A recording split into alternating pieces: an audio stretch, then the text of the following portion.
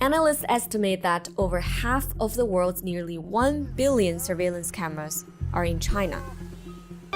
It's called social credit.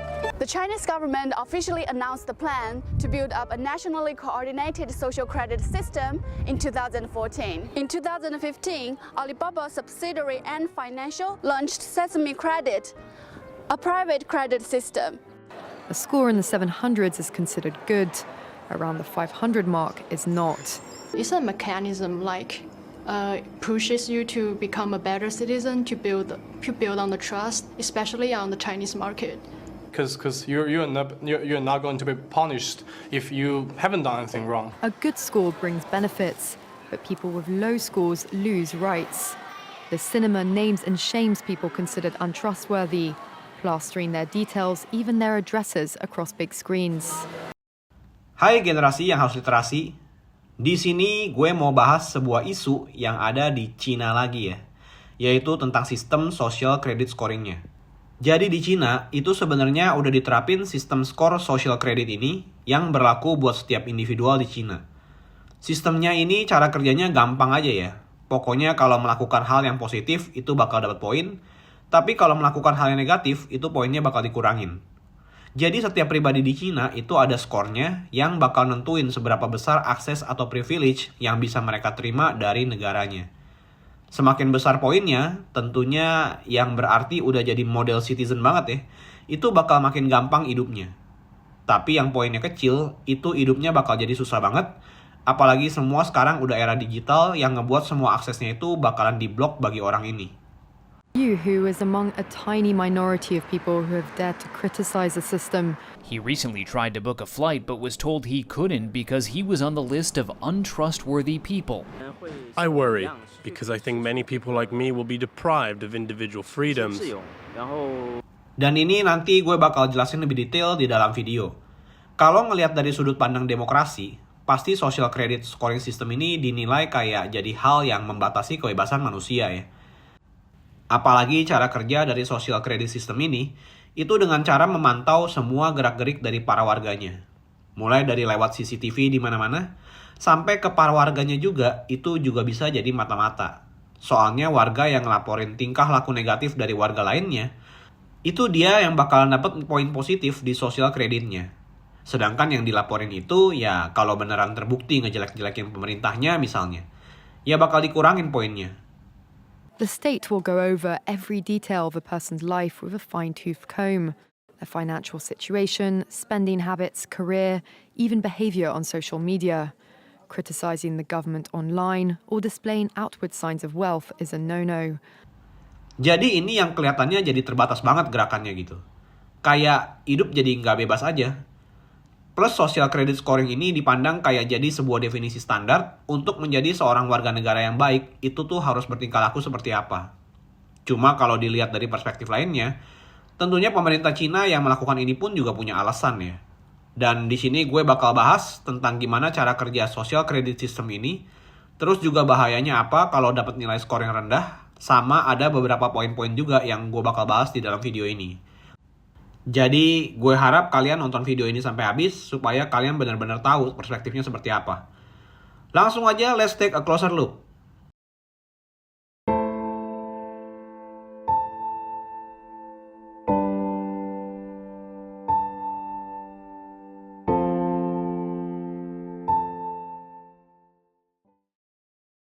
Sistem social credit scoring ini di Cina sebenarnya udah jadi ide yang cukup lama juga ya.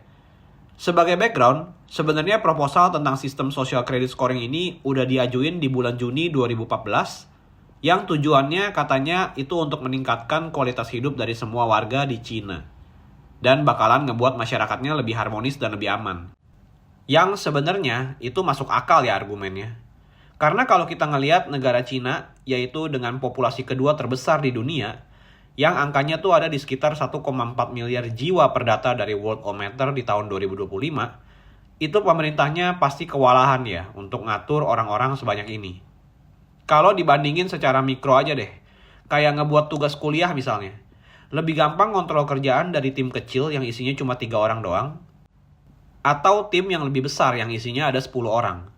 Kalau tim kecil, pastinya jadi kelihatan banget kan porsi pembagian kerjanya kayak apa aja. Jadi kelihatan siapa yang kerja sama nggak kerja juga.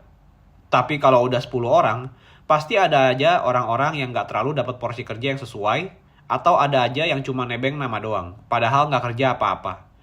Jadi alasan pemerintah Cina untuk menerapkan sistem social credit scoring ini merupakan hal yang bagus untuk diterapkan juga sih menurut gue. Bahkan kalau ngelihat beberapa komentar dari warganya pun, mereka juga sebenarnya nggak masalah sama penerapan sistem ini. 这样子对你的隐私啊，侵犯你隐私有什么看法？就我个人觉得这涉及不上侵犯隐私吧，就是它可能只是监控你在这个软件中做的动作和活动，它应该不会侵犯到你，比如说你相片或者文件啊、录音读取，应该是涉及不到的呀。我觉得这个应该是利大于弊的吧，因为从国家整体的监管角度来说，因为我们毕竟是有10几亿人口的大国，那每个人的诚信，对国家来说，或者对人与人的关系来说，都比较重要的。因为我也很讨厌这种人啊，就是违反社会秩序的人可以受到管辖，挺好的。Ya, walau ini nggak tahu ya, sebenarnya mereka ngomong hal-hal positif gini karena takut poinnya mereka dikurangin atau benar-benar dari hati mereka sendiri ya.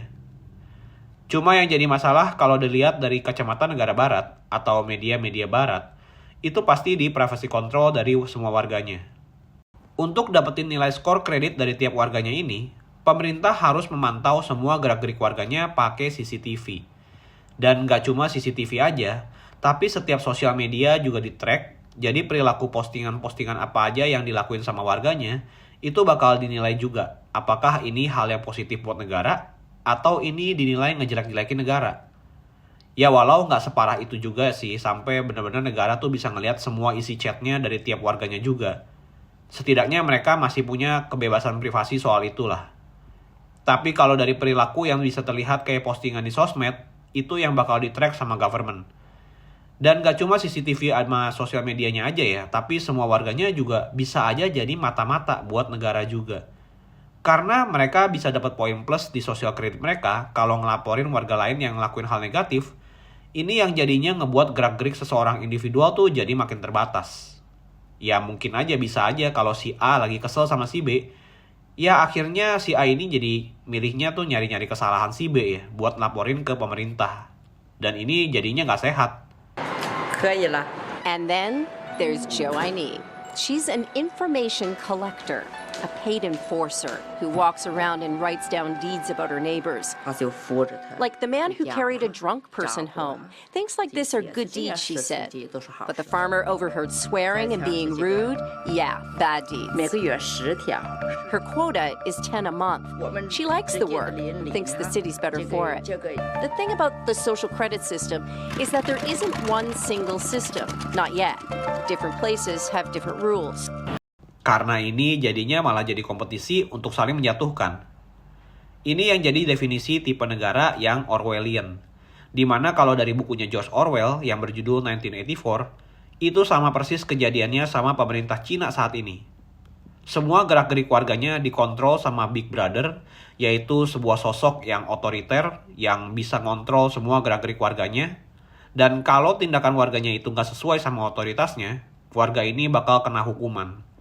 Ini jadinya sama banget sama bukunya George Orwell sama pemerintahan Cina yang nerapin social credit system ini. Oke, tapi sampai sini dulu, emangnya social credit ini sih sebenarnya gunanya untuk apa sih? Gunanya ngumpulin poin itu untuk apa tujuannya? Ya jelas ada privilege dan akses khusus yang bisa didapat kalau mereka jadi warga yang budiman ya.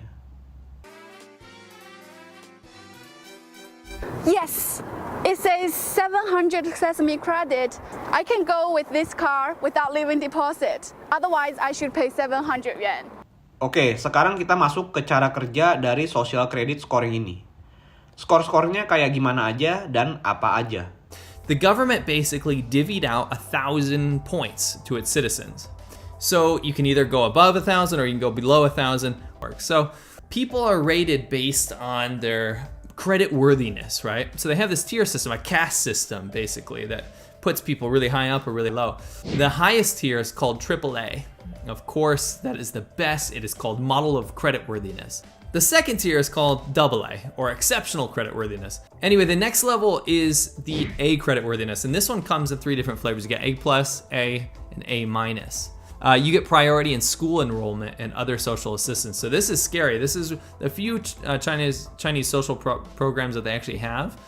Next is relatively creditworthy. So that's when you've dipped below 1,000, right? You're in a B tier. You're probably going to get lectures and visits from people, the government officials, and they're going to tell you how you can improve your score. Now, when you drop down to a C, when you're at like 600 to 849 points, more visits from officials. They're going to be watching you, making sure you're on good behavior. When you drop to the lowest tier, and this is D, this is called not creditworthy. Basically, it's like if you talk about Indian caste system, it's the untouchables. So this is, when you're locked into D, you're talking about the officials are coming to visit you all the time. They can cancel any government funding that you have. So not just temporarily suspend it. We're talking about canceling the government subsidies. You go on a blacklist, and this is public.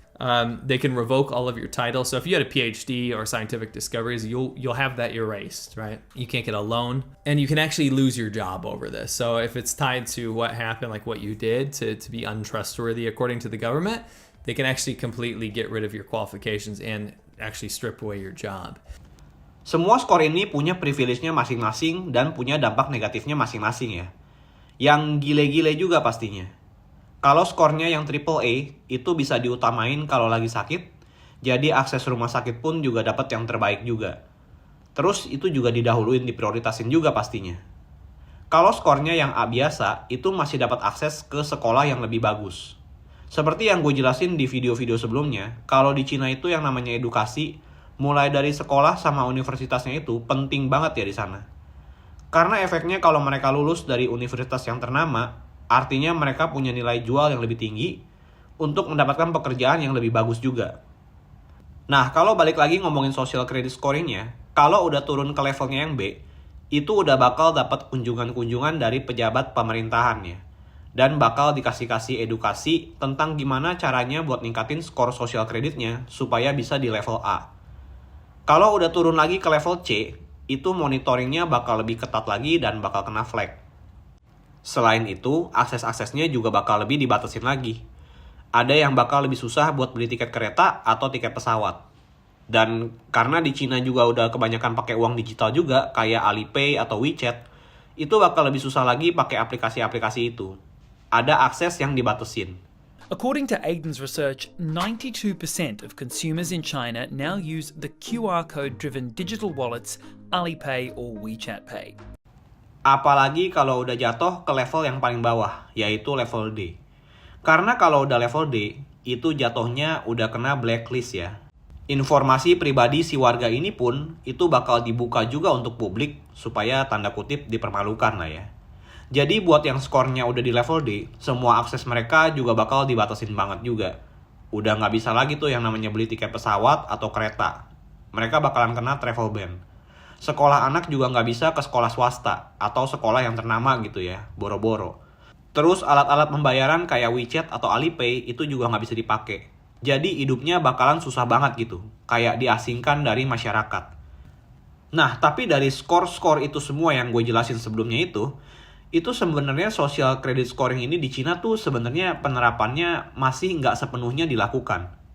Mungkin dari kalian ada yang berpikir kalau social credit scoring ini tuh udah diaplikasiin di satu negara Cina, yang artinya di setiap provinsi itu semua aturannya sama, cara dapat poinnya dan pengurangan poinnya juga sama. Ternyata rules-nya berbeda. Nggak juga kayak begitu. Karena ternyata di setiap provinsi itu mereka punya penilaian tentang social credit scoring-nya yang berbeda-beda. Jadi social credit scoring system ini nggak ada peraturan regulasi pastinya, atau bisa dibilang belum ada, dari pemerintah Cina. Jadi bisa aja nih, di daerah Chengdu, orang yang ngerokok bakal dikurangin poinnya. Tapi di daerah Hangzhou, yang berhasil ngelakuin 15.000 langkah tiap hari, itu nambah 5 poin. Tapi karena ini semua peraturannya ada yang dipandang sebagai nggak realistis, ada juga yang dinilai setengah-setengah, walaupun mereka udah ngelakuin itu tapi ternyata poinnya nggak nambah. Ini tuh jadi kena backlash pemerintahnya dan dikecam sama publik. The results were as random and chaotic as you'd expect. What, as a local bureaucrat, are you supposed to do with these instructions? No one knows, and that's the point. A few dozen cities across China rushed to implement their own social credit reputation systems, each with their own set of rules and rewards. One city announced it would subtract 3 points for every 5 cigarettes smoked and add 5 for every 15,000 steps walked. No explanation was offered for how these numbers were determined, much less how this could possibly be enforced. But it didn't matter. The public backlash was so strong that the proposal was abandoned. Bizarrely, another city said it would penalize drunk driving and reward volunteer work, but then decided to make the system optional. A third city gave every citizen a grade from A to D, until someone compared it to the Japanese occupation of China, and it quietly disappeared. It was all very weird and impractical. Needless to say, the central government was thoroughly unimpressed. Peraturan-peraturan penambahan dan pengurangan poinnya itu juga macam-macam. Kayak di sini gue sebutin aja beberapa ya.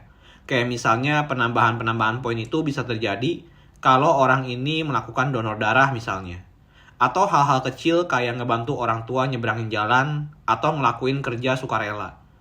Sampai kayak donasiin organ ke orang lain, itu bisa bakalan nambah poin juga ya. Nambahin poinnya juga sampai plus 100, kagak tanggung-tanggung. Nah, kalau untuk pengurangan poin, itu bisa terjadi kalau orang tersebut ngelakuin tindakan kriminal atau ngekritik pemerintahan Cina di sosmed. Terus nyebrang jalan sembarangan, nggak lewat zebra cross atau ngelanggar lampu merah, itu juga bisa kena kurang poin. Dan juga kalau misalnya ngelanggar three child policy yang sekarang ini lagi terjadi nih, itu juga pasti bakal dikurangin juga poinnya. Minusnya juga bisa sampai minus 40. Peraturan tentang social credit scoring yang ambigu kayak begini, ngebuat pemerintah Cina jadi punya kuasa lebih kalau mereka lagi pengen bikin regulasi yang baru soal social credit scoring ini. Karena ini jatuhnya kayak pemerintah Cina lagi melakukan eksperimen tentang social credit scoring ini. Yang di masa depan kita nggak akan tahu harus melakukan hal apa supaya dapat poin, atau harus menghindari hal apa supaya nggak kurang poin. Nggak heran kalau saat ini pun banyak media yang nggak bisa ngejelasin guidelines khusus soal social credit scoring ini tuh kayak gimana sistemnya pastinya. Mereka cuma bisa jelasin apa yang terjadi soal reward sama punishment-nya, tapi sistemnya sendiri tuh nggak clear gitu cara menjelaskannya. Karena ternyata tiap provinsi kan juga bakalan beda-beda juga sistemnya. Ini yang ngebuat pertanyaan tambahan itu muncul akhirnya ya. Apalagi buat orang-orang yang kena blacklist. Bisa aja kan tiba-tiba pemerintah Cina mengharuskan orang-orang yang level score-nya itu udah kena blacklist misalnya. Itu untuk dipenjarain semua misalnya. Atau kalau dilihat dari segi konspirasi, bisa aja mereka dipilih buat jadi mata-mata di negara lain. Oke, dan sekarang kalau ngelihat dari isu sosial yang ditimbulin sama social credit scoring system ini sebenarnya secara nggak langsung udah masuk ke pembagian kasta lagi ya. Dibagi kastanya dari yang privilege sama yang harus diasingkan. Ibaratnya pemerintah Cina bakal lebih ngasih eksklusivitas buat yang para privilege ini. Akses kesehatan yang lebih cepat, lebih bagus, penanganannya juga dapat prioritas ya kan. Belum lagi sekolah anak-anaknya pun juga bisa ditempatin di sekolah atau universitas yang ternama. Yang ujung-ujungnya bakal ngejamin kesejahteraan dari keluarga orang yang skornya bagus ini. Dan di sini yang harus kita tahu adalah tidak mudah untuk mendapatkan skor seperti AAA tadi ya. Jadi ini adalah kendala lainnya. Karena yang gampang buat dapetin nilai skor setinggi itu biasanya adalah government official atau pejabat-pejabat negara di pemerintahan Cina itu sendiri ya. Dan ini semua tuh malah ngebuat gap antara government official di Cina sama para rakyatnya itu malah makin jauh. Sedangkan buat mereka yang skor sistemnya kagak bagus, mereka nggak bisa dapetin fasilitas-fasilitas itu. Mereka harus berjuang lebih keras, dan ya berharap kalau social score mereka naik, mereka bisa dapat fasilitas akses itu. Padahal akses dan fasilitasnya juga butuh duit lagi ya. Soalnya kan sekolah ternama gitu kan juga mahal ya maksud gue. Tapi dengan begini, obstacles-nya malah makin lebih banyak lagi lah buat orang yang skor social creditnya tuh rendah. Ya salah satu caranya kalau mau naikin skor social creditnya cepet ya, ngelaporin orang-orang yang kira-kira kritik negara ya. Jadi ngejatuhin orang buat nguntungin diri sendiri. Jadi di sini kalau mau jadi whistleblower buat negara gitu ya, itu bakalan naikin social credit score kalian gitu. Jadinya ngejatuhin orang buat nguntungin diri sendiri. Bakalan jadi chaos banget sih kalau memang ini benar-benar diterapin secara official sama pemerintahan Cina ya. Yang ada mereka bakal saling kompetisi buat dapetin skor setinggi mungkin dengan ngejatuhin yang lain. Ini sih beneran jadi Orwellian state banget kayak di bukunya 1984. Di mana semua orang ujung-ujungnya bakal ngikutin otoritas tertinggi yaitu pemerintahan tanpa bisa kritik apapun atau komentar apapun. Jadi zombie aja gitu ngikutin maunya pemerintah.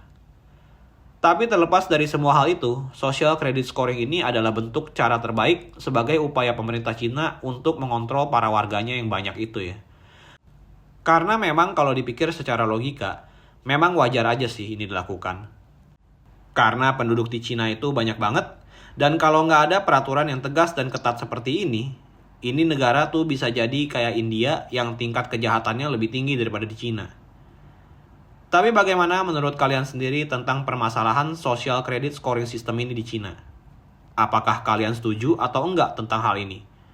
Karena cara mereka mengambil privasi dan ngawasin gerak-gerik rakyatnya itu kan memang agak serem ya.